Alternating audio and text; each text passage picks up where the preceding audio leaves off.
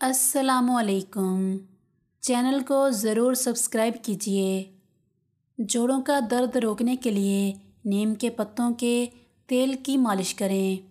لہسن جلا کر سرکے اور شہد میں ملا کر لگانے سے پھوڑے، پھنسیاں اور نشان دور ہو جاتے ہیں۔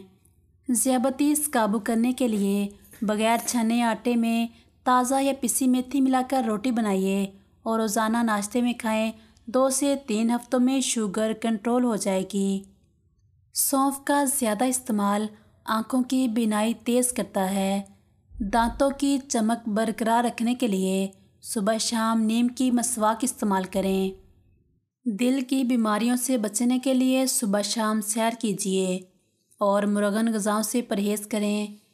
تازہ پھل اور سبزیاں زیادہ سے زیادہ کھائیے۔ خون کی کمی دور کرنے کے لیے انار کا رس زیادہ پئیں۔ چقندر کا استعمال بطور سلاد کریں اور سیب بھی خوب کھائیں۔